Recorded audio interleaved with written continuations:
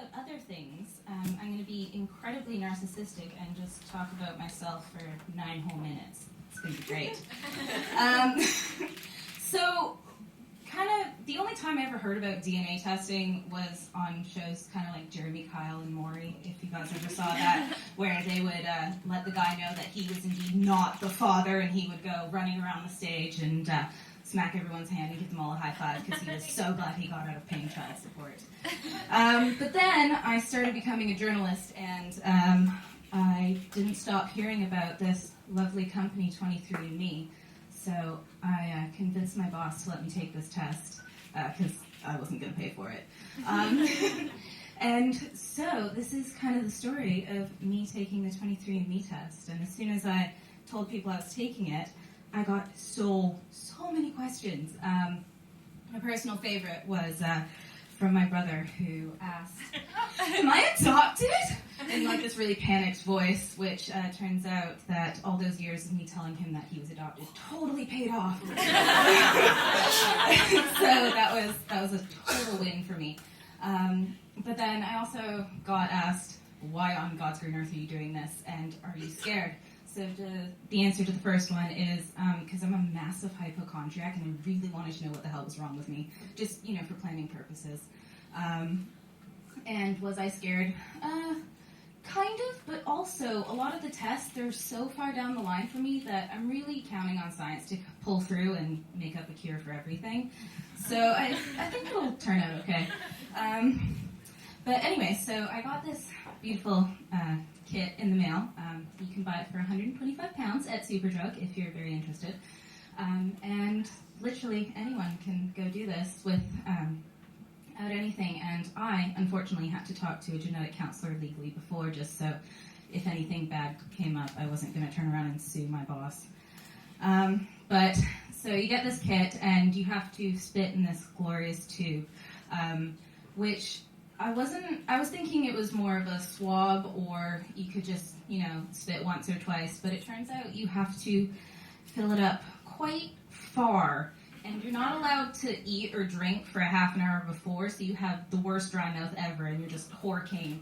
And I didn't do it at work, because I read a bunch of other papers where journalists had done this test, and they're like, "Do not do it in front of your work colleagues, it's the worst." So I was like, okay, cool, I'm going to go home and get my roommate to photograph me, and have this repairman awkwardly wonder what the hell is happening. So that was great. And then you pack it up, mail it off, and you forget about it for 2 months, and then you get this glorious email that says, "Your results are ready." And it took me 3 whole days to finally open it because I'm a chicken. And so I started with traits, and you find out basically what you can find out by looking in a mirror. So they said I likely have blue eyes. I definitely have blue eyes. It also said things like I was lactose intolerant, so I should probably stop eating cheese at some point, but I don't know about that one. It also said I was likely a sprinter, which, if anyone knows me, the only thing I've ever sprinted for in my life is the ice cream truck. So I'm calling bullshit on that one. But I before I went and opened up all of the kind of more scarier ones, like inherited conditions and genetic risk factors, I kind of wanted to know what all of this was about and, what does it all mean? So I kind of did a bunch of digging, mostly for the article that I wrote about all this. And I found out that 23andMe doesn't actually sequence your whole DNA. They do something where they look at things called SNPs, or single nucleotide polymorphisms, which for scientists in the room will already know that it's just kind of a tiny little letter in the 3 billion letter code of your whole genome. So in the grand scheme of things, some of them are kind of tested, some of them are not. And depending on where they did the test or how good the study is, it determines how much of a risk you have. So kind of calming my nerves this way. And when I started looking at a lot of the studies, I found out most of them were only done in, white Europeans. So for anyone who's of any ethnic minority, this test will mean absolutely nothing to you if you decide to do it. So that was fun. But they not only look at SNPs, but they look at mutations within some of these famous genes like the BRCA gene or Angelina Jolie gene. I think she's taken that over. But again, the only thing it really looks at is a small part of that gene. And there's tons of different mutations that can happen in that gene that let you know if you're going to get breast cancer or not, or ovarian cancer. So this one in the 23andMe test only looked at a specific Jewish population. So again, if you're of anything but that Jewish population, the test means 0.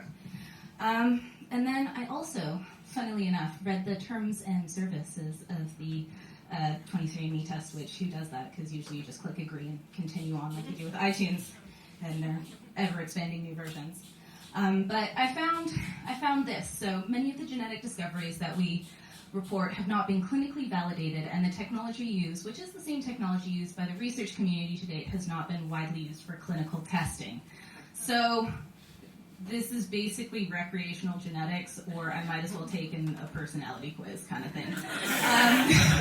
So no matter what my results were, it wasn't going to make or break my life choices, and frankly, all the evidence out there tells you to eat healthy, not drink too much, not smoke, and go for a run every once in a while, which I'm still never going to do.